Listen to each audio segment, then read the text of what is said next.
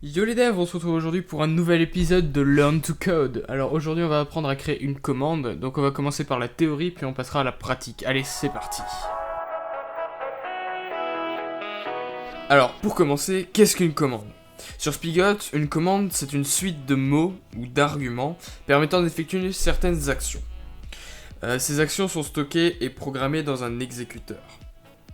Donc vous allez me dire, mais comment on crée une commande? Eh bien, pour la créer, nous allons devoir l'enregistrer dans le plugin.yml et lui assigner son exécuteur. Maintenant que vous savez tout, on passe à la pratique. Maintenant qu'on a vu la théorie, on va mettre en place notre commande. Donc pour ce faire, on va se rendre dans notre plugin.yml. Donc vous voyez qu'il a été changé depuis la dernière vidéo, puisque j'ai dû reboot mon PC, donc j'ai refait tout ça. J'ai également changé de thème, donc ça fera l'objet d'une vidéo bien précise pour apprendre à configurer votre IntelliJ. Donc, on a actuellement notre classe ici, tout ça. Donc, on va pouvoir créer une nouvelle section Comments. On met 2 points, on va à la ligne, et pour ceux qui utilisent IntelliJ IDEA, vous voyez en bas il y a marqué ToSpace.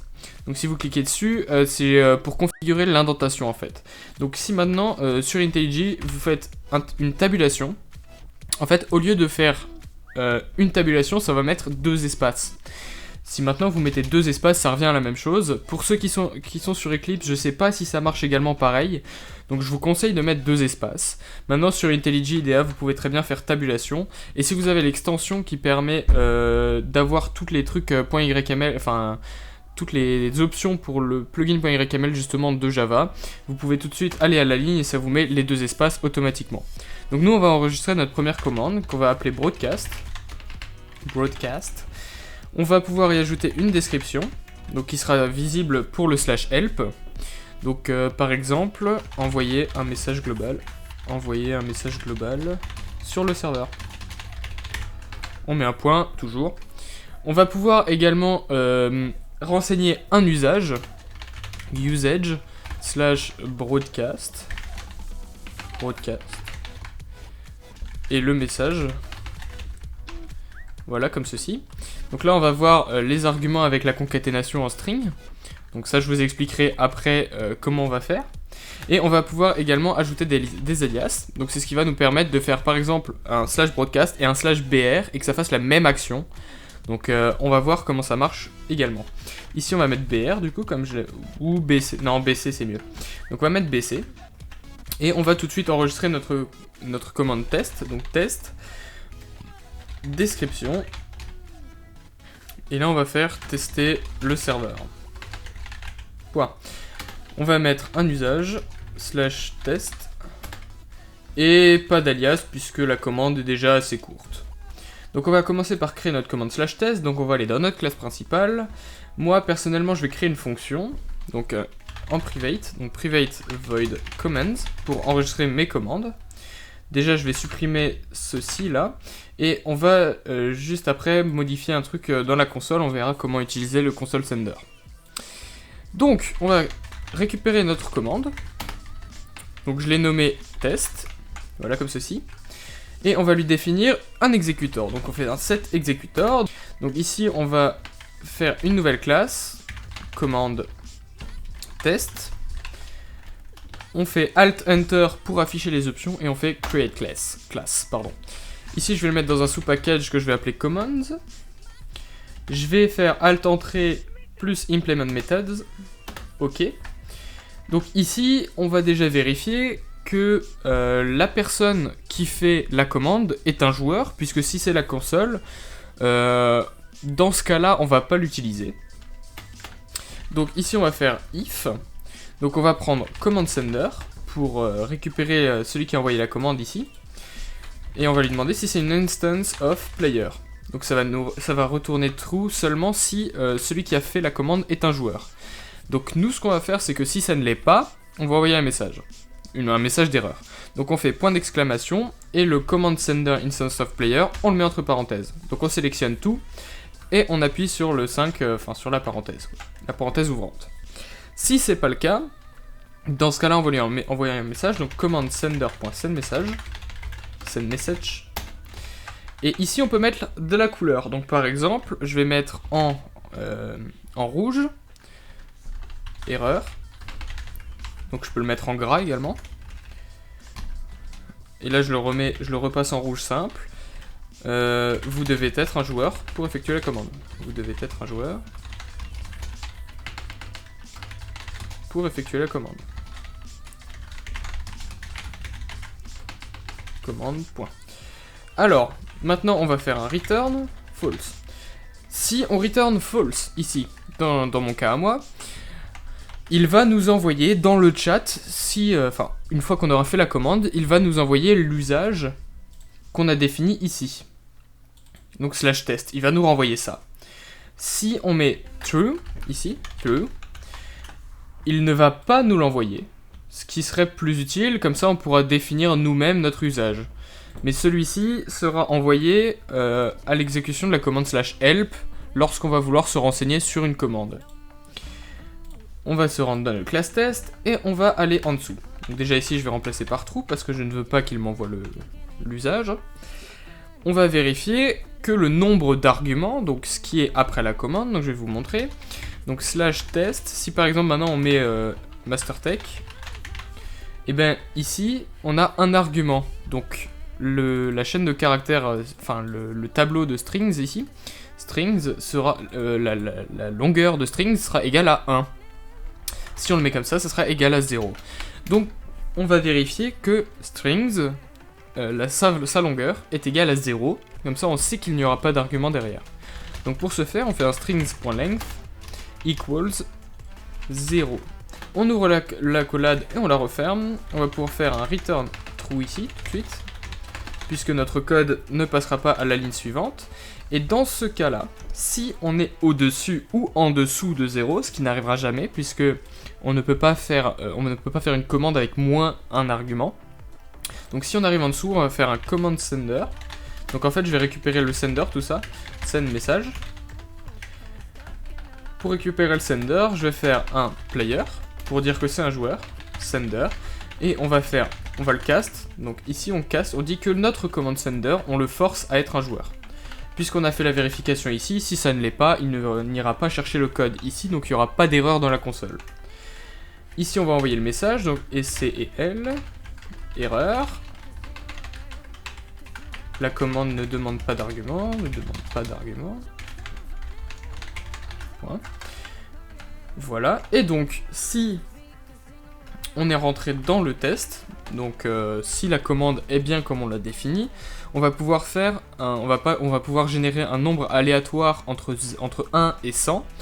Donc pour ce faire, on va faire un int. Donc on va mettre par exemple chance égale. Donc ici on va prendre notre objet random qui est par défaut dans Java. Et pour choisir un nombre aléatoire, on va faire point next int. Dans le next int, on va pouvoir spécifier le nombre qu'on veut rentrer, donc 100. Si je mets 100, ça va me générer un nombre entre 0 et 99, puisqu'il y a 100 instances là-dedans. Si je veux avoir entre 1 et 100, donc là j'ai pas mis le bon, voilà. Si je veux avoir entre 1 et 100, il va falloir que j'ajoute 1 ici. Si c'est entre 0 et 70 par exemple, le test sera réussi. Donc on va faire ça. On va faire if chance inférieur ou égal à 70. Ça veut donc dire que si notre nombre ici est inférieur ou qu'il est égal, donc s'il est compris entre 1 et 70 inclus, dans ce cas-là, on va rentrer dans la condition, ce qui nous permettra d'envoyer le message test réussi. Donc là on va faire un sender.sendMessage. En L, là je vais mettre succès, test réussi. Ici je peux return true. Et si ce n'est pas le cas, dans ce cas là on va faire un sender.sendMessage, erreur, erreur, si, erreur, le test a échoué,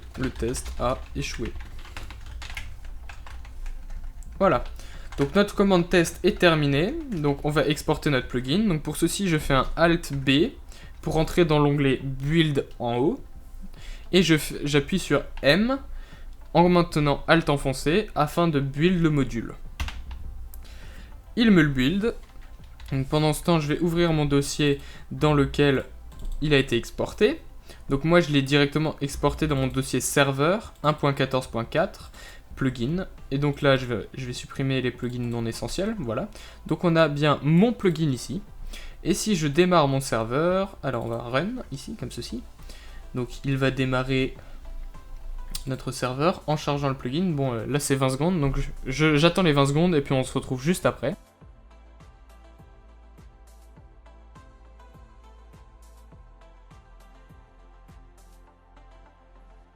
Voilà, maintenant que notre plugin est chargé comme nous l'indique notre log ici, nous allons pouvoir juste vérifier bien comme ça qu'il est là. Et maintenant on peut faire un help, donc moi je vais faire un point d'interrogation, mon plugin. On a bien nos deux commandes, /broadcast avec notre description, envoyer un message sur le serveur. J'ai oublié le global, on va le changer après. Et tester le serveur. Si maintenant j'effectue la commande /test, on va d'abord vérifier l'usage. Donc help/test par exemple. Donc description et l'usage ici. Si maintenant je fais help/broadcast, vous allez voir qu'il y a les aliases qui sont rajoutés. Donc on a bien le /bc. Donc si je fais un help/bc, il me dit bien alias for /broadcast. Et donc ça nous affiche bien le message que l'on souhaite. Dans notre classe principale, on va appeler notre fonction commands qui va charger notre commande. Donc ici on la monte. Donc pour la monter, j'utilise le raccourci clavier, donc CTRL plus maj, et ensuite les flèches directionnelles afin de monter ou descendre notre ligne. Je réexporte, on va se rendre sur notre serveur ici. On reload. Et si maintenant j'effectue la commande /test, vous voyez, erreur, vous devez être un joueur pour effectuer la commande. Et comme on a mis un return true ici, il ne nous envoie pas il nous envoie pas l'usage. Si je mets un false ici, comme ceci, que je réexporte, il va encore me dire ouais, j'ai pas réussi à le charger, enfin le supprimer. Je reload et je réeffectue un /test. Ici, vous voyez qu'il nous envoie quand même l'usage. Donc moi, je vais remettre un trou. Boum. Je réexporte juste pour voilà. Et si maintenant je vais sur le serveur, donc je vais juste démarrer Minecraft, on se retrouve juste après. Donc voilà, on est sur Minecraft, donc on va se rendre dans l'onglet multiplayer et on va se connecter sur notre serveur localhost. On est parti.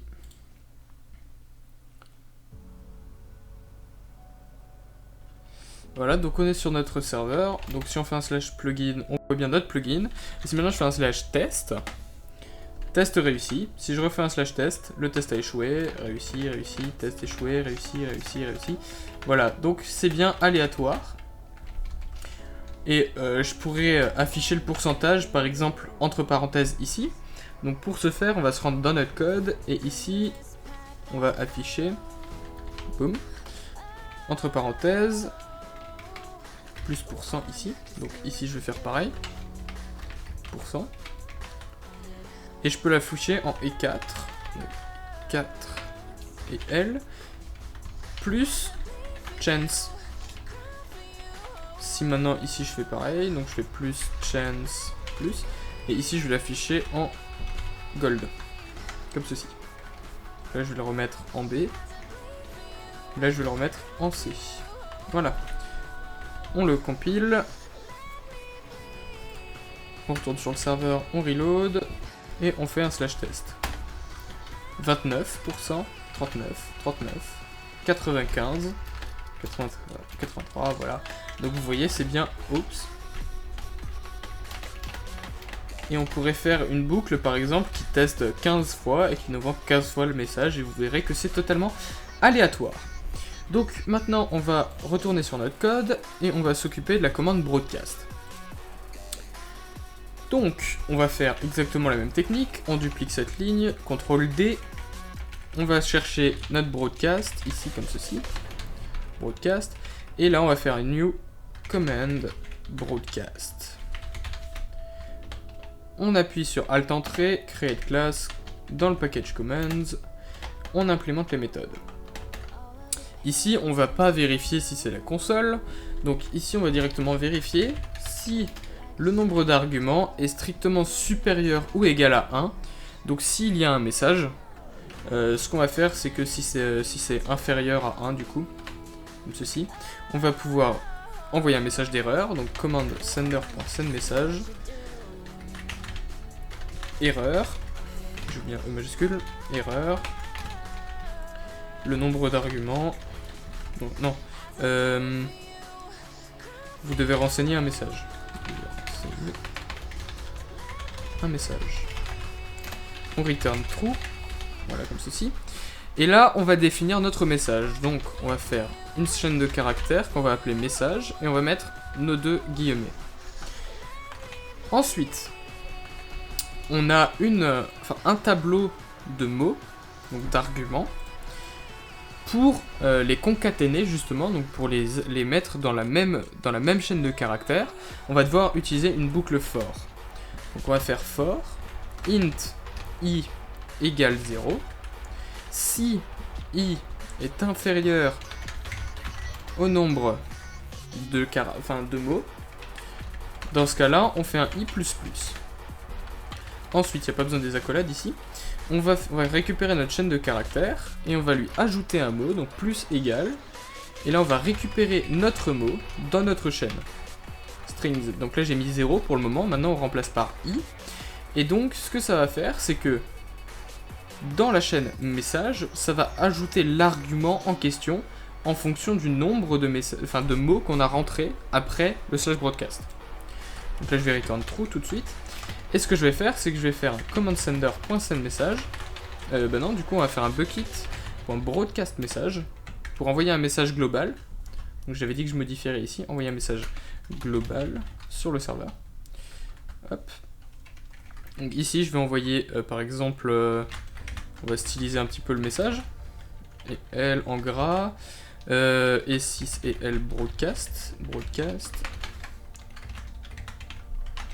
Et B, et là on va concaténer notre message, donc on va l'envoyer ici comme ceci, et vous allez voir que ce que j'ai fait actuellement, ça va être moche. Vous comprendrez très vite pourquoi. Donc on va compiler notre plugin, et on va se rendre sur notre serveur. On reload, et donc si maintenant je fais /bc, je dois renseigner un message. Donc vous voyez que la console marche aussi, /bc, boum, vous devez renseigner un message. Donc, je vais renseigner un message, donc par exemple j'aime les frites. Frites, point. Voilà.